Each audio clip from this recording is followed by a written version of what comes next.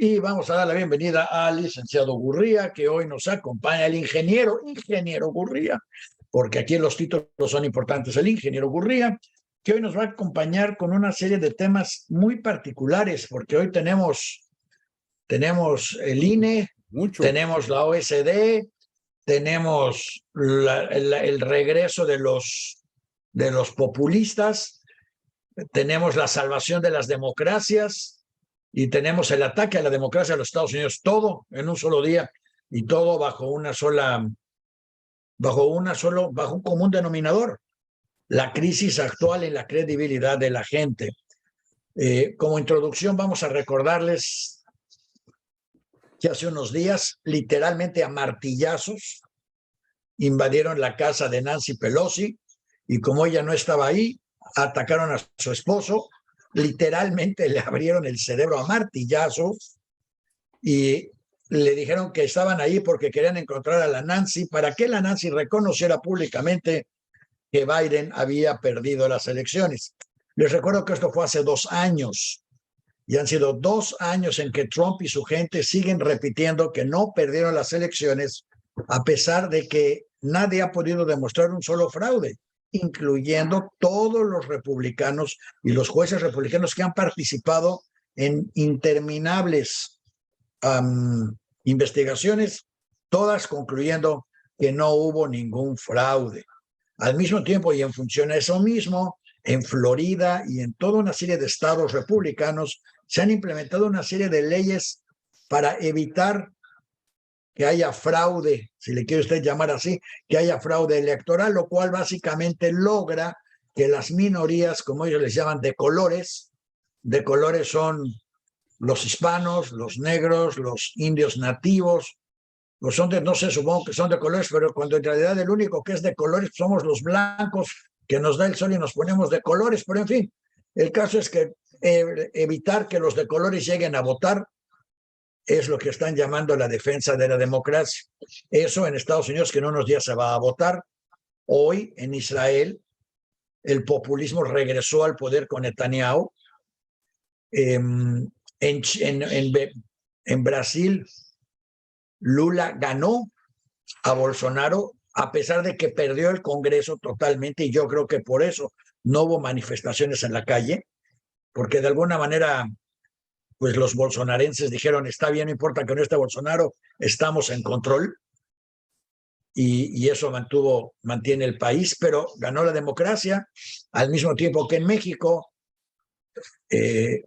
Manuel Andrés insiste, reinsiste y reafirma y se duplica en su necedad de cambiar el INE para poder desaparecerlo, para poder garantizar que el mismo instituto que le garantizó a él ganar, no se lo garantice a nadie más en el futuro y el poder tener control de las elecciones. ¿Fue más o menos un resumen de lo que estamos hablando? Pues sí, en realidad son varios puntos muy, muy importantes. Lo único que te faltó es que la Reserva de los Estados Unidos otra vez aumenta las tasas de interés en un movimiento o en una situación verdaderamente sin precedente, donde 4 veces seguidas han aumentado las tasas de interés en 3/4%, que ya, pues ya en total es un 3% en total. Y la verdad de las cosas es que esto tiene un impacto brutal. Tiene un impacto brutal en el costo de su hipoteca. Si usted tiene una hipoteca pactada con porcentajes variables, dependiendo de cuál es el porcentaje básico que fija la reserva. También si tiene un crédito para un vehículo, y desde luego en las tarjetas de crédito, donde el asunto es mucho, mucho más grave. Ahí ya vamos a empezar a ver tasas de interés verdaderamente de usura, increíblemente altas, y le recomendamos de la manera más sincera que elimine primero las deudas en las tarjetas de crédito, después en su carro, y si puede, pues en su casa. Pero la verdad de las cosas es que sí, este último movimiento de aumento en las tasas de interés Es francamente histórico y sin precedente. Y no ha terminado, viene por lo menos dos más del mismo tamaño. Sí, la verdad Pero es ¿cuál que es la pregunta? como la inflación no ha cedido o ha cedido muy poquitito, entonces Pues no es, lo que pasa es que están tratando de medir la inflación, el seguimiento de la inflación en función al número de despidos. Pero como cerraron la frontera y no hay ilegales entrando, hay un faltante de mano de obra. Y mientras haya un faltante de mano de obra, no importa lo que hagan ellos, va a faltar mano de obra y por consiguiente no va a haber los despidos que ellos están esperando que haya. pues mira, la verdad es que yo creo que tienes razón en ese punto. Efectivamente, la migración ilegal siempre ha operado como una especie de control, primero de los salarios, a través de que pues los jóvenes ilegales pues se contratan por salarios más bajos y por condiciones de trabajo con menos prestaciones. Que Y siguen entonces siendo más altas, eso que hace siguen que, siendo más altas que lo que tenían en México. claro, desde luego que sí, y que tienen en México y en Centroamérica y en Sudamérica. Ahora, la migración de México ya había bajado sustancialmente y los grandes números de migrantes eran de Centro y Sudamérica, pero estamos volviendo a tener migrantes mexicanos y esa migración, francamente, es difícil que pare porque hay un gran número de paisanos o de muchachos mexicanos, jóvenes mexicanos, hombres y mujeres, que pues una de sus primeras o más importantes situaciones es invitar a un pariente, amigo, primo, sobrino, lo que sea, a que se vayan a los Estados Unidos a trabajar como ellos. Entonces hay un pool de esa situación, además de la situación económica, además de todas las ventajas que sabemos que existen en términos de ingreso para quien se viene a los Estados Unidos o trabaja en los Estados Unidos contra las A condiciones pesar, de Sudamérica. a pesar de que hay trabajo en México. Yo ayer vi un letrero diciendo, paisanos, no crucen la frontera, vénganse a Irapuato, necesitamos trabajadores y Bueno, les vamos a pagar bien. todo el centro de la República Mexicana es un gran ejemplo de cómo sí funcionan a veces algunos programas y planes económicos. El centro de la República Mexicana, como lo dijimos la semana pasada o antepasada, durante muchos años era un expulsor de mano de obra.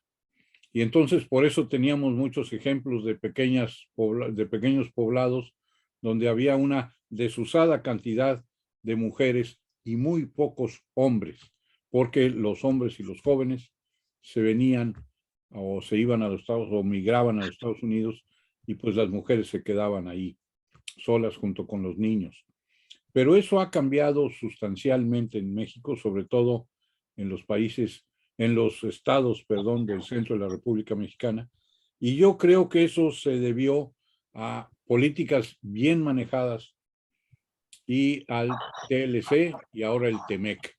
Y se logró que muchas empresas americanas y de otras nacionalidades establecieran sus plantas en estados como Guanajuato, Querétaro, Aguascalientes, San Luis Potosí, por mencionar algunos. Y entonces en ese momento estos estados que solían ser expulsores de mano de obra, ahora, como tú bien dices en ese anuncio, Irapuato pide y dice, aquí tenemos oportunidades de trabajo.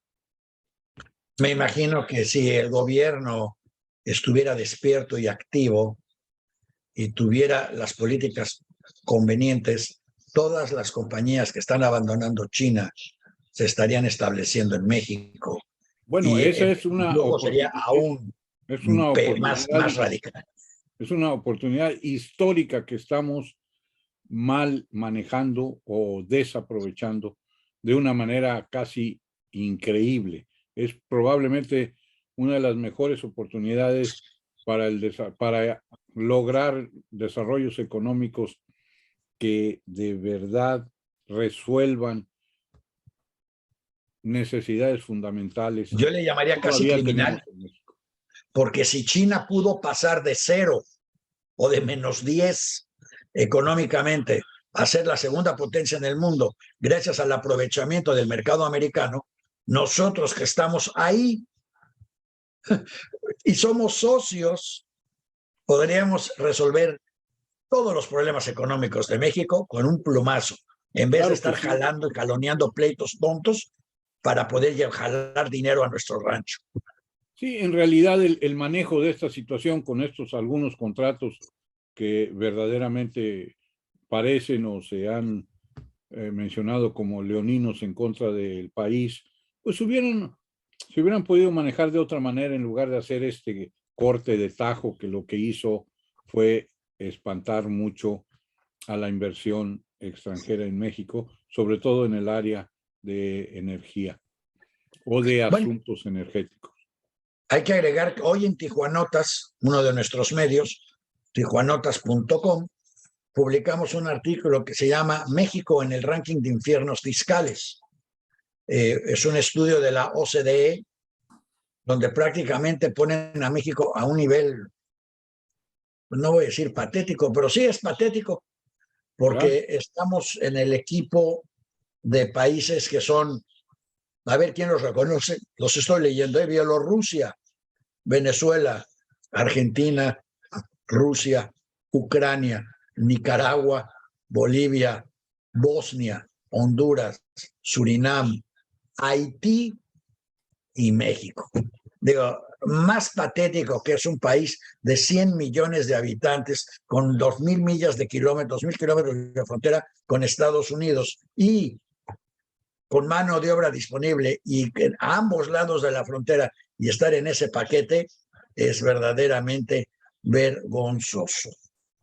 Bueno, esto no hace sino confirmar la brutal ineficiencia e ineficacia de pues no nada más del actual gobierno, sino de algunos gobiernos anteriores al actual, pero sobre todo del actual gobierno, donde la inversión pública ha sido extremadamente débil, donde la eficacia de los servicios. Leve no.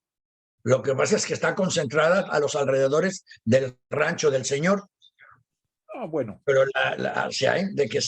de que se está gastando a lo tonto, se está gastando a lo loco, cantidades exorbitantes. Creo que Dos Bocas ya superó 10 veces el presupuesto inicial, pero está al lado del rancho. Bueno, yo francamente no me parece así no me parece muy justa esa aseveración, pero sí es cierto que ha sido el manejo, por ejemplo, del Tren Maya, ha sido un manejo que es casi una muestra de cómo no manejar un proyecto o cómo mal manejar un proyecto. Y Dos Bocas es diferente. Cambios de rutas pero una vez que han desforestado, entonces hacen una cambio de ruta. Algunas rutas que son muy cuestionables por la gente que tiene, por ejemplo, algunas preocupaciones ambientales, otros grupos que tienen preocupaciones muy serias sobre por dónde va a ser el trazo del proyecto porque afecta a zonas con, pues, con algunos valores prehispánicos. En fin, la verdad de las cosas es que ese proyecto sí ha estado francamente mal manejado. Hay otros proyectos, el tren transoceánico, no creo yo que sea un proyecto tan malo. Este es un sueño de muchos mexicanos desde la época de Benito Juárez, después de Porfirio Díaz. Y ya que se hizo el Canal de Panamá, pues se dejó de hablar de la posibilidad de este transoceánico. Pero de todos modos, el proyecto también concibe o incluye zonas de preferencia económica o de impulso económico que podrían ser muy importantes para el sureste del país, porque nuestro país tiene grandes diferencias económicas entre el norte, ahora el centro, por este desarrollo que ha tenido gracias al TLC y al TEMEC, y el sur. Nos hace falta un TEMEC o un tratado de libre comercio que de alguna manera se concentre en el sur. Ahí A lo tenemos, mejor nos hace falta un gobierno que sepa lo que está haciendo, pues un bueno, gobierno más interesado en el desarrollo del país que en el desarrollo de su rancho. la verdad de las cosas es que francamente en el caso del Tren Maya y también en el caso de la refinería de Dos Bocas, que tienen objetivos buenos o intenciones de objetivos buenos, la verdad han sido manejadas de manera muy poco seria, muy poco profesional. Bueno, la corrupción somos todos, decía López Portillo. Y No, y por ahí el diablo decía, ustedes caminen porque el camino al infierno está pavimentado de buenas intenciones. bueno, claro que sí, Y eso otro dijo por digo, ahí, a mí no me importa que la gente no sepa lo que está haciendo, a mí me importa la lealtad. Y bueno, pues está demostrando el resultado. bueno, bueno, Pero bueno, yo sé este, que a ti, tú eres así, a ti las instituciones te generan respeto y me da gusto que así sea. A mí, en cambio, ese tipo de instituciones me no, generan cuestionamientos. Pero en fin,